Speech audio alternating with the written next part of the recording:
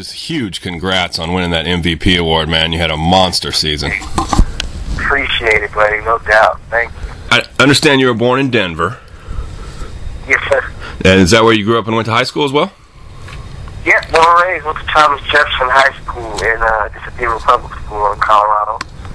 And well, my brothers went there, so I had to go there, of course. Uh-huh. So it was one of those deals. Are you from a big family?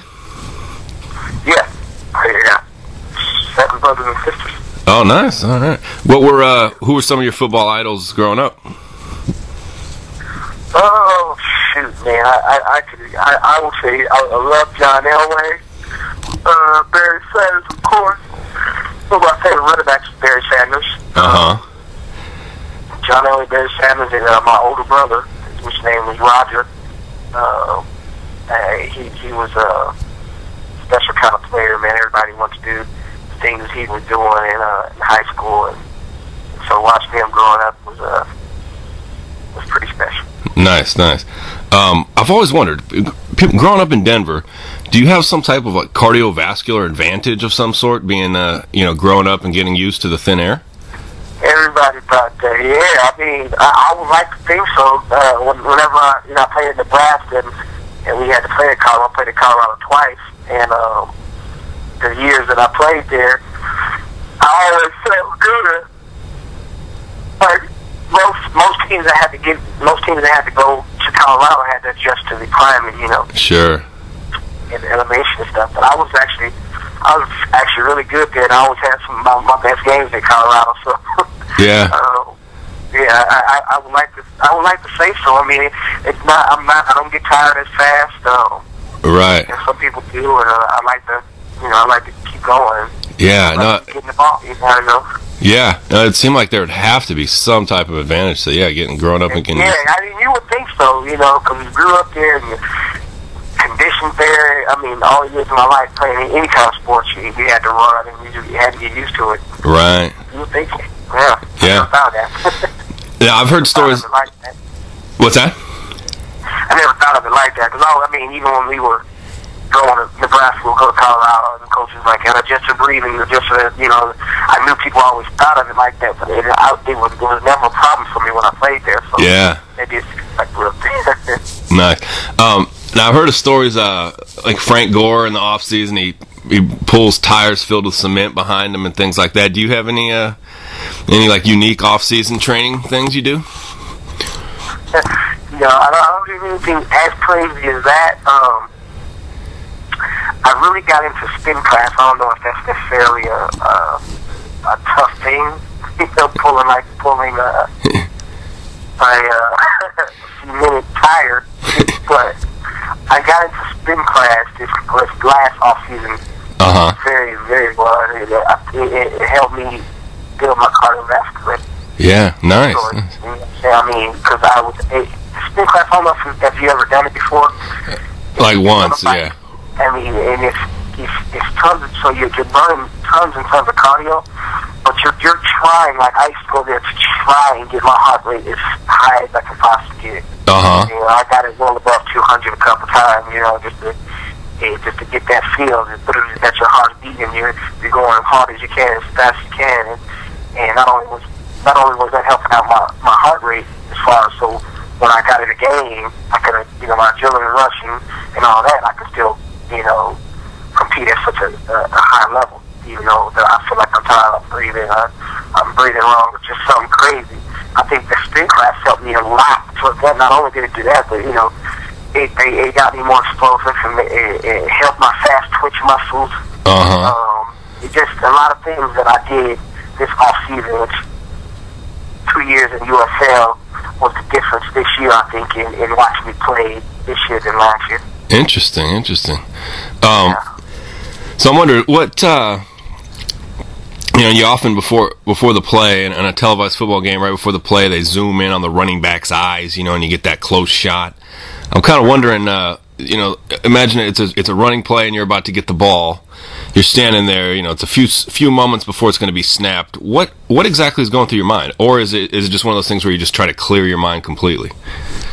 No, you're definitely going through reads. you're definitely going through reads. And depending on what the play call, you look at the D lineman. I know this is exactly what I get the play call. I'm like, okay, if I'm going right, left, and what hole, and where's this play designed to go? Right. And I look at those D linemen and see what technique they're in.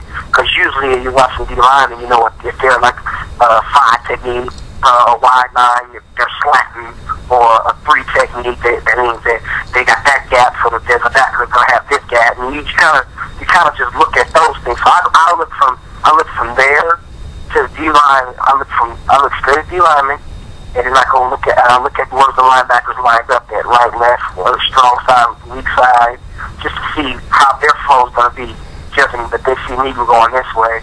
Yeah. And then after that, I mean, it happens so fast. After that, I look at the safety, see if there's a rotation, if there's safety coming down. If not, then I know that after, or if I so happen to get in the secondary, I will have the secondary or the safeties that look forward to. Yeah. I look at all those things before the snap, and as soon as I look and figure out what I want to do, then I go right back to, okay, what's the play? What's the snap count? Uh-huh. As soon as he says height, my eyes go immediately at the linebackers. Oh, okay. I'm trusting that this is what's going to happen, and I know what my linemen are going to do on that play. So my eyes go exactly to the linebackers, and if they overflow, then I'm cutting it back. And if they stay play side, or they stay in their gaps, then I can just read it and press the hole and read out what our linemen's going to do. Very nice. Great answer, man. It's pretty fun, man. I learned a lot of it. And I would say UFL, being here in the UFL, helped me actually just sit out and just look at the technical things that I have to work on, and I want to look at. I always thought I had great vision as a running back, but I think I felt like I had more instincts instead of the vision. Like, I seen it, but people was like, how do you see that? I think it was more instinct. Now I'm learning exactly what the play is, how it's designed to go, and I'm looking at linebackers, running while I'm looking at these linebackers and things like that. Instead of running off instinct, I'm looking at what they're going to do, try and judge what they're going to do pre-snap. Yeah. So it almost becomes like the 10 or 15 seconds leading up to that snap, you get in a position where you like feel really, really good about the play and can't wait for the ball to be snapped, or maybe it's the opposite. Yeah, you start feeling. I mean, the first two or three carries of the running back is almost like wakes you up. Like, okay, let's go, we're ready. Like get that hand out, get tackled a couple good times. Yeah. Might not be a great run, but we'll run hard just to see the feel, how the defense is going to feel. Like, the first 3 plays, you can feel how the defense, are they going to be physical day or how they're going to feel. You just kind of get that first 3 carries. It gets the kinks out, get the shakes, the shake you have, the nervousness, get all that out the first 2 or 3 carries, and then you just start having fun. Oh, that's really interesting. And so what would be your favorite running play? My favorite running play this year was the power, or what we call the 14 and 15-0. Okay. 60 and 70 power, just to have a pulling guard or tackle. That was actually pretty dang fun, man. Because it's a pacing run, and you got your guy coming in, so they see the flow, because when the linemen or the linebackers see that guard or tackle pulling, they immediately try to overflow to get there before that guy gets there, or before that guard or tackle gets there, and it usually opens the lane back door. They want to flow over there because they want to protect their gap. Yeah. They want to flow over there before and get there before. So they usually, and so like probably the first 3 or 4 times the play is called during the game, I'm looking to hit it back more early, just so they can. So when they start seeing that pulling guard, they can not try to beat the guard there. They can wait because they're like, well, he keeps cutting his back. Right. He keeps cutting back behind him. So they see me do that a couple times, and all of a sudden, instead of they see that tackle pull, and they're more patient, because the judges, remember I told you, I'm looking at the linebackers now. Now they're patient because they think I might come behind the guard again, and I see them be patient, so I press it, and I go around with the guard, and then the guard will get the hook. And I mean, that's how the run ended up happening against Omaha, where I broke the record for the longest run of the year. Yeah. It happened like that, because I was hitting that play backdoor, and that one time I decided to, after I seen him playing real patient, I bounced it out there with the guard, and and that's where, and that he got hooked, and it was gone. Wow. Yeah, I mean, that is something that the typical football fan, I think really doesn't know about, how cerebral and how much of a chess match. And you watch football, like I learned so much over the last years. As a football player, you just think your athletic ability. Yeah, it's got me here so far. But if you want to be better, if you want to be great, if you want to try to better yourself, you look at how to make yourself better. And after I was doing that, and learning little things there, little things here, man, I mean, I feel so much better and so much more of a football player now than I was when I was with the Ravens. Oh, interesting. Yeah. So, you had mentioned your older brother. What do you think is the single person who's played the biggest role in where you are today? It'd be my brother. It'd be my older brother. It'd be my favorite. The reason that there's two people that actually I could honestly say two people that have brought me to where I am today. One of them is my older brother, just because watching him, he got a scholarship, went to JUCO route, and then after he left JUCO, went to KU, and when he was in JUCO, set all the records in college, in JUCO college, and then went to KU and had a good job, but he decided not to pursue his dreams because he just didn't feel like he was big enough. My brother's taller than me, Right. And to this day, he regrets it. He really should have gave it a try, but he kind of living through me. Sure. Always making sure I'm okay and wondering how I'm doing and things like that. But he was definitely the reason I'm here now, because I know he's taller than me, so I'm a little guy. Right. But I didn't let that stop me. So he definitely is one of them. And I would say our running back coach, his name is Michael McDaniels. He's our running back coach for the Mountain Lions. Without him, without him getting me there, making me a redwood, keeping me protected, and Coach Denny Green and those guys protecting me, making me a Mountain Lion. Without McDaniels, I wouldn't have learned the things that I've learned in these last 2 years. And I wouldn't have the level head and just the calmness that I have on the football field now without him. He was a big help, man. He's young guy. It's hard for you to respect a guy that you're older than. Sure. Your coach.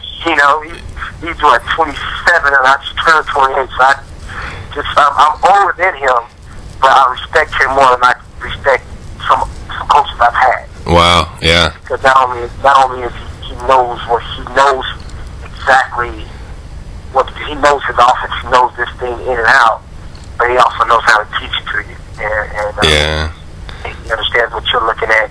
I mean, it's rare to have coaches like that know how to do those things, and he's one of them. Yeah, they can combine the knowledge and how to communicate it, huh? Yeah. I can only imagine how many haters. I mean, myself, just making it to a professional journalist, I've had to just make it through, a legion of haters. I can only imagine you and, being the short guy on the team, and how many doubters, and just your whole life, right? People just, this is pointless. Oh, man, definitely. And I still have them to this day. I'm very proud to say I earned the MVP job. I wanted to become that the player of the year. I wanted to do those things, and I had that all in my head before this even started. And my running back coach was one of the guys that set me down, and we sat down personally and was like, let's get to the MVP. Let's show these guys you're the best player in the league. Let's do it like this and do that, And we had that in the beginning of the year, and to actually get there was a blessing. And without my linemen and my coaches and without Dante, I probably wouldn't have done that.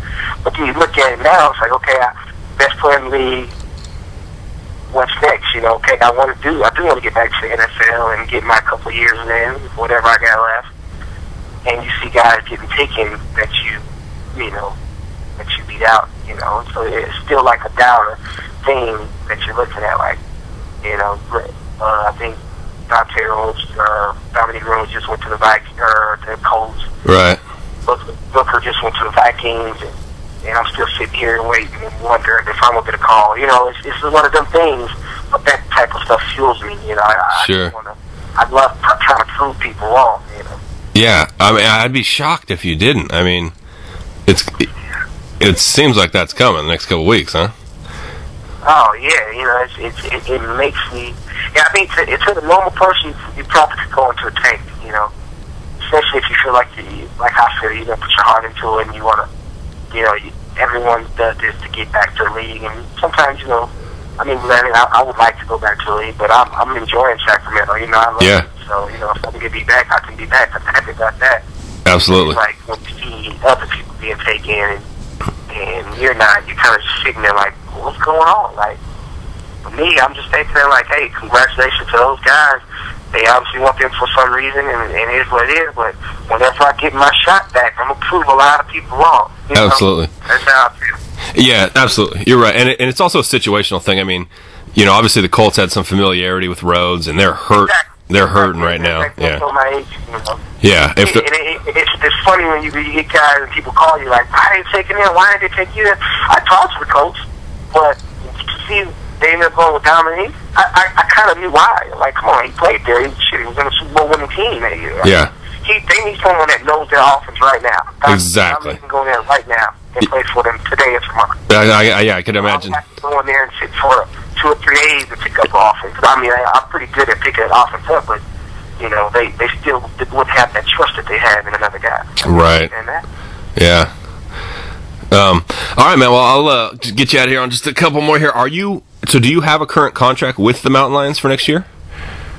No. I'm actually done for at February, go through February, and there's no official contract anymore. All right. But if I'm not, I don't know how that works. I think they want to protect me, or I don't know if I'm gonna be a protected player. They have to protect certain amount of people, so the other team can pick and choose players they want. You know. So. Yeah, and then there's a expansion coming in. One more team next year. Is that right? Yeah, I'm not thinking one more team. They may put 2, but yeah, for sure 1. So okay. I have that team in, and he'll you know how that goes. You have to put a list of players that you want to keep on the team, and you're right. They can go for whatever they want. Hopefully, I'll be a protected player on the Mountain Lions, and we'll love to be back. Yeah, no, I think you're in a real good spot, man. I'm curious. I've been down on that playing field a number of times, and that you know, that new field they put in there at Hornet at Sac State, and I mean the thing seems just pristine. I mean, is it pretty much the best in the UFL? Yeah, definitely. By far, it reminded me of Nebraska Stadium, man. That turf, that's really good turf, you know. Yeah. And for them to put that together as fast as they did, man, was hats off to those guys, and Sac State letting us have a home stadium with them, you know, and their fans come out. I mean, it's exciting, man. And that's a legit deal there, man. This UFL thing, they keep doing the right things, man. It can really go a long way. I totally agree with you. Yeah, I think they got a real good thing in motion here, and you know, if that NFL locks out next year, man, who knows? You know, no doubt, right? Yeah. So, okay, last question here, man. We got Nebraska and Washington. Nebraska's given up 2 touchdowns. You think they cover that spread? Washington, yeah. We're going to smash them again. Would you be a fan of the playoff system as opposed to the bowls? Yeah, man, big time. I think you could. I think you could easily have a playoff with and still have your bowl game. Yeah, I really think you could. I mean, there'd be so many teams. Like you can even do a 16 playoff. Yeah. And then the bowl games are from ranked 7 and on, and then your bowl games. You know what I'm saying? You can have all the bowl games. Do you know how many teams will fight to have a 16 playoff? Right. That's just 2 extra games, and you're champion, because those 6 teams are probably all undefeated, or maybe have 1 bad loss or whatnot, but you still make the playoff. Damn, man, let's use the best out of these 16. You can easily do that. Yeah. Because college games is so much fun to watch, and we all know that. Yeah, I completely agree. Well, Cory, thanks a bunch, man. I really appreciate this. Great interview. No, thanks no doubt, man. Appreciate you, Paulo. Appreciate you accepting me.